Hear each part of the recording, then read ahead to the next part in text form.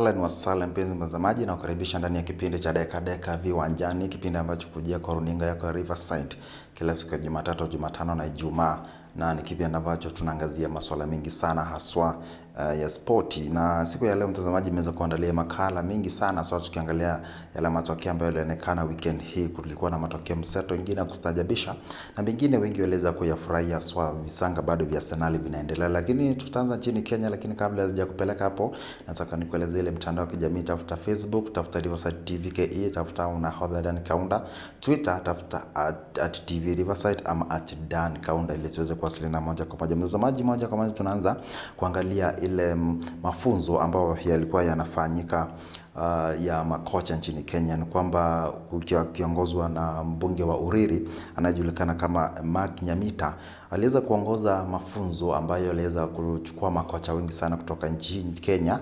Walikuwa wanasomea ile tunaita grade D diploma. Kwa hiyo mbunge aliweza kuchukua kwa hiyo constituency yake, kwa sababu alisema ni muhimu sana makocha waweze kujifunza. Ni kwamba ili swali limeweza kuchukuliwa na huyo kocha na huyo mbunge, kwa sababu alisema Kenya tuna vipaji lakini bado makocha humu hawana mafunzo. Ndio maana timu ya Harambee Stars inakuwa na shida kubwa sana.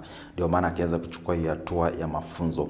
Ni kwamba kumekuwa na mafunzo ambayo yalikuwa yanaendelea kama ile ya CAF, ambayo CAF ipo, pia kuna ile mafunzo ya UEFA, lakini kwamba yamesema ni vyema sana wa makocha waweze kupata mafunzo kutoka chini wakiendelea kupanda juu. Ndio maana aliweza kuandaa hayo mafunzo. Hiyo ilikuwa inaongozwa naye naibu wa rais wa michezo anajulikana kama Doris Petra, baadhi ya wale ambao waliweza kuhudhuria mashindano. Mtazamaji, na kupa nafasi waweza kuangalia vile kulikuwa katika hiyo constituency ya Uriri, mbunge huyo anajulikana kama Mark Nyamita akiongoza.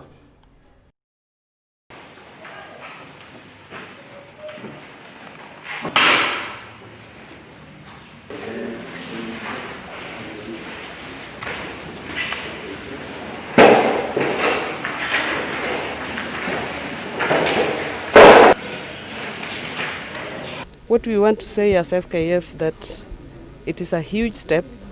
One, the young talented players coming up will be handled by trained manpower. Two, the coaches have been given a lifeline, because coaching is a profession. It is something that will benefit them for the rest of their life. And when you engage people in sports, I think you are left with very little time to waste in crime and drug abuse. So we appreciate that, and we want to appreciate that in Nyanza, this is the first kind of training by a sitting MP that we have seen. We want to appreciate that, and we call upon all other MPs to do the same for their people.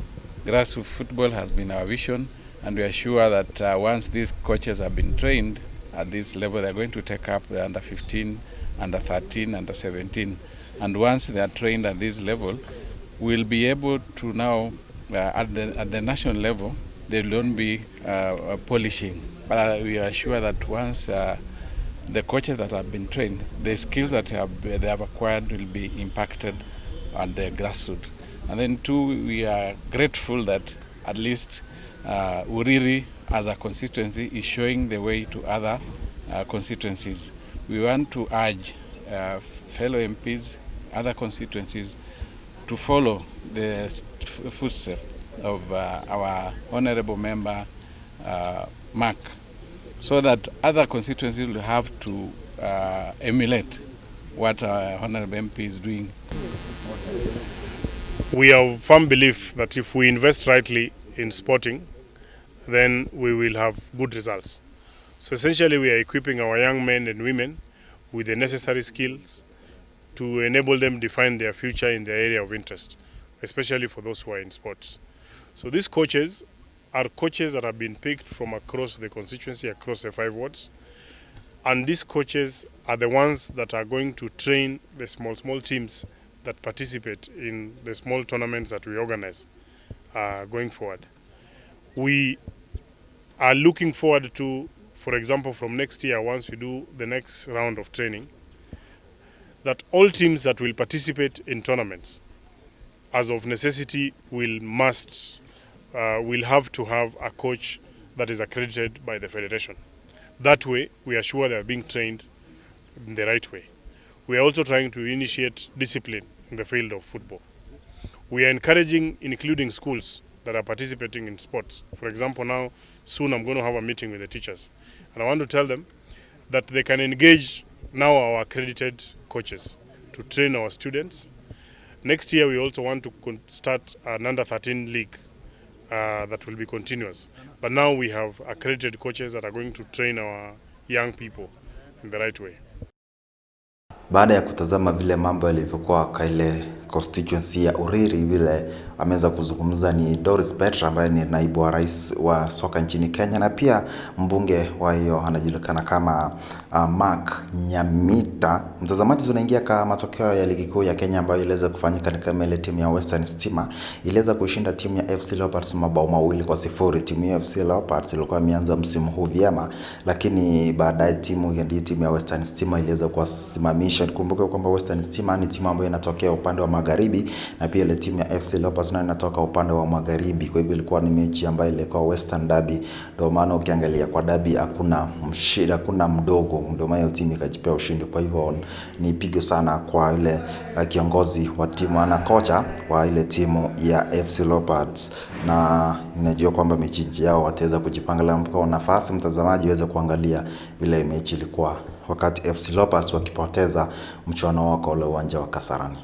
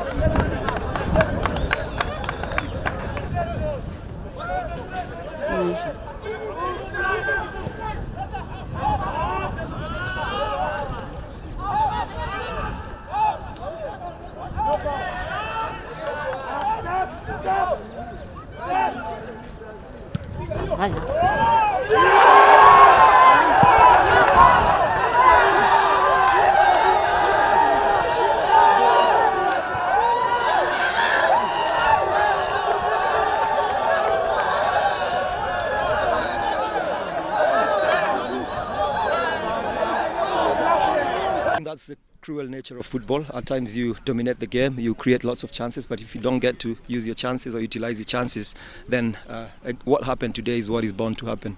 So again, a really bad way to lose a match, but we forge ahead. We understand what went wrong. We know what we need to change, and so hopefully we will change that, and we'll be able to do much better in our upcoming match. FC was on top of us, on top of the league, and we really needed mental strength, because losing back to back with a big margin, mental strength wasn't there. But it's a session that we worked on throughout the week, and we said, okay, fine, let's give it a try and see what happens. First half, FC were all over us, and yeah, they played well, but I think my defense, there was solid defending, and I think that's why first half it was 0-0. Yeah. Baada ya kutazama vile mambo yalivyokuwa, umesikia vile kocha ameweza kuzungumza Anthony Kimani na pia kocha Western Stima. Mtazamaji, tunaingia kwa upande mwingine, ni kwamba ile timu ya Thika Queens iliweza kupata ushindi ambao 2-0 walipocheza na ile timu inajulikana kama Gospel FC. Thika Queens ni timu ambayo makao yake ni huko Thika, na ni wasichana ambao wanaonyesha mchezo mwema na wako na ule uwezo, kwa sababu saizi ukiangalia Vihiga Queens na Thika Queens ndizo timu ambazo nchini Kenya za kinadada ambazo hufanya vyema sana. Kwa hivyo pia nakupa nafasi uweze kutazama vile mambo yalivyokuwa wakati Thika Queens wakilaza ile timu ya Gospel FC mabao 2-1.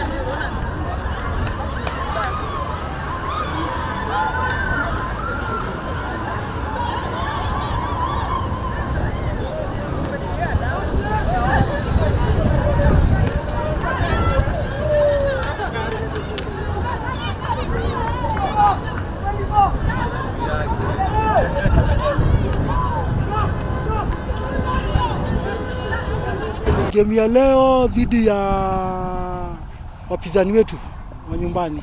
This was a derby gospel. Ni game ambayo ilikuwa ngumu, game ambayo pia timu zote zimejitolea kucheza. Nimefurahi kupata ushindi. Ligi tumejipanga tangu turudi licha ya COVID. Tumekuwa tukifanya mazoezi kila siku. Tuna hiyo nafasi ya kufanya mazoezi tukua wote pamoja. English. Okay. The game was okay. Only some few lapses here and there. We started the game on a high, but we finished on a low. That means that we have to work on our agility more and keep the pressure up to the last minute. If you look at both teams, every team got chances. Now the capitalization of the chances was a bit low for both teams. But then they came up, they scored 2 goals.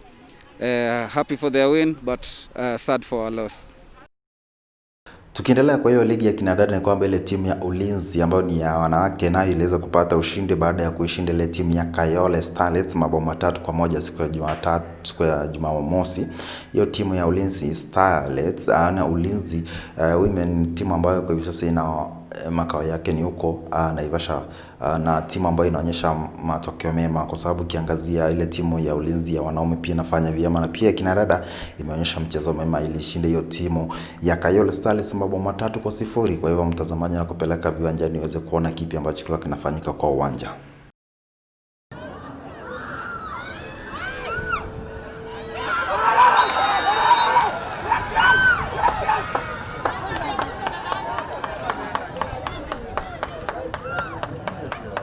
Nyekundu. Ainanga shortcut.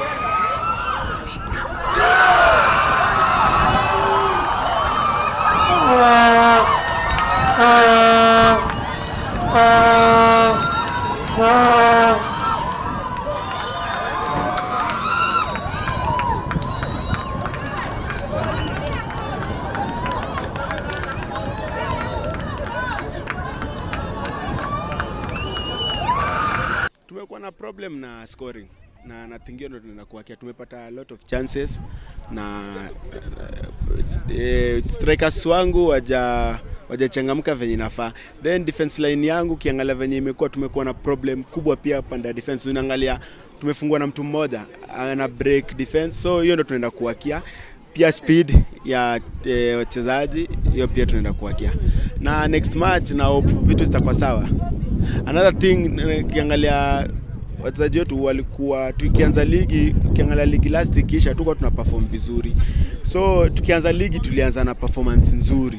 So game ya pili waliichukulia ni kama hii ligi ni kama, so sasa at least tumeguzwa mali, tunaenda kuakia kila kitu na vitu zitakuwa sawa. Nimefurahia sana, bear in mind that tulipata red card dakika 15. So kucheza tukiwa less hizo 75 minutes, then kumanage kuget a win ya 3-1. Hiyo ni kitu nafurahia sana, na pia nashukuru wasichana kwa kujituma. So nafikiria the level of fitness imetusaidia sana. Tukicheza game wa Thika Queens tulikuwa na some few blunders hapo nyuma kwa central defense. So nilikuwa na some few changes kwa central defense, of which wame work very well. Na the other changes nimemake, nilikuwa nimeanzisha na Shimuli goalkeeper. Unfortunately akapata red card, but it is part of game, so we have to accept. Tukiendelea kwa ligi kuu ya Kenya, ni kwamba ile timu ya Tusker waliweza kupata ushindi wa bao 1-0 kutoka kwa Viga United baada ya mchezaji anayejulikana kama Jackson Masharia kujifunga bao ile liliweza kusaidia timu ya Tusker kupata ushindi. Na ni mechi ambayo ilikuwa ngumu sana, na kulikuwa na mashambulizi mengi sana, kila timu ikijaribu kuona kama itapata ushindi, kwa sababu hizi timu hazijaanza msimu wao vizuri. Na kweli makocha waliweza kuzungumzia vile mechi ilivyokuwa, kwa hivyo utakupata nafasi ya kusikia vile makocha walizungumza, na kidogo tu utaangalia vile mechi ilikuwa inachezwa kwa uwanja wa Kasarani.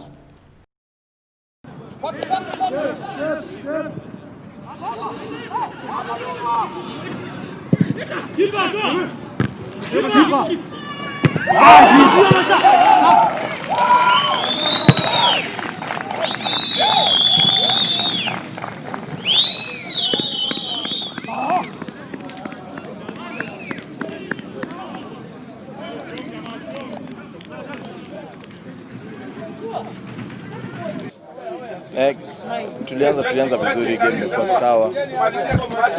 Tumepata nafasi, mpangilio vile tulikuwa tumejipanga ilikuwa ni sawa, kwa sababu hatukuwa tunataka tuwaruhusu Tusker wacheze, na kweli ilikuwa inafanyika vile tulikuwa tunataka. Nafasi tulipata hatukuzitumia. Bas moja hiyo haikuwa nafasi, ilikuwa nusu ya nafasi, lakini wakatoa ndio hivyo. INT tumbojoto. Kwa sababu gani? Kwa sababu naangalia vile kila game wachezaji wangu wanacheza. Kila game vile wana improve na vile wanacheza ndio muhimu. Mechi bado ziko, lakini kama wana grow inatosha, kwa sababu najua kama tutaendelea vile tumeanza na tusifanye makosa kama hiyo kipindi ya pili, kama wewe tumedhani tu imetoka nje, then tuna dalili si mbaya. Game ilikuwa ngumu sana, sababu first half tulicheza game yao. Tulikuwa na haraka, tunakimbia. Tulijua kuna wakati watatulia, then tutaanza kucheza mpira yetu ya kawaida. So tumecheza vizuri second half, sababu wale wachezaji wameingia na instruction ya kucheza mpira, sio kukimbia na mpira. So tumecheza vizuri second half. Wale wachezaji wako hapo na wazoefu pia. Na mara ya kwanza tukianza tukukua sawa. Unaona hata hawakukua pia. Ilikuwa ni ile mambo kidogo walikuwa nje. Kisa vile walipokuja tumetrain pamoja.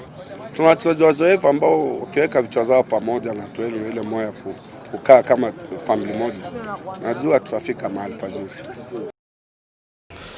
Tukiendelea ni bado ligi ya Kenya, ni kwamba ile timu ya Wazito waliweza kupata sare ya kutofungana na ile timu ya Ulinzi Stars. Sasa ni Ulinzi Stars ya wanaume, si ile ya kina dada. Ni kwamba Ulinzi Stars na wao hawajaanza mechi vizuri, na hiyo timu ya Wazito FC chini ya uongozi wake Francis Kimanzi, na wao bado tuseme kwamba msimu hujaenda vizuri, hata ingawa ni timu ambayo kwa sasa nchini Kenya inamilikiwa na Bwenyenye ambaye anatoka huko Hispania. Ni timu ambayo kusema kwa kifedha wana shida. Timu ya Wazito imeweza kubadilisha makocha zaidi ya 7 chini ya miaka miwili, na ni kama bado matokeo yao hayajakuwa mazuri. Ndio maana ukiona sasa wameweza kutoka sare nyingine na hii timu ya Ulinzi Stars. Na Ulinzi Stars bado unasema kwa kuna mechi ambazo hawajacheza na bado matokeo yao si mazuri sana. Kwa hiyo mtazamaji, hapo ndipo na kupeleka kwa hiyo kiwanja uangalie vile kulifanyika. Tarejea kwa awamu ya pili tuweze kuangazia mengi ambayo yalifanyika Europa.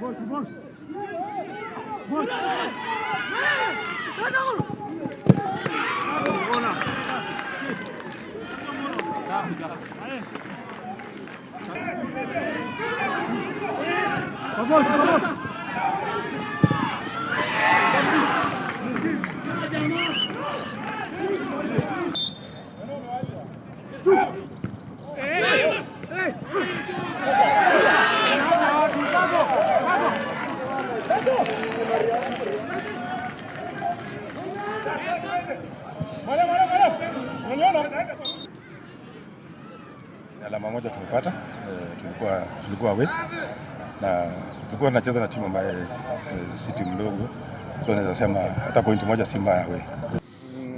Iko improvement kwa sababu ile game ya kwanza tulilose na hii tumepata draw.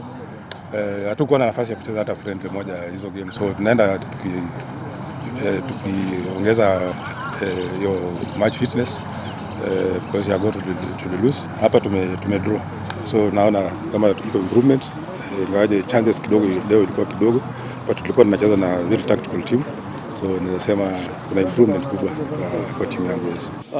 Kwangu ni nafikiri ni alama 2 ningechukua, sababu mechi yangu nahitaji, sijapata nafasi mingi, so nikipata nafasi moja kama nimeona kidogo kuna nafasi, hiyo imetosha ya kupata ushindi.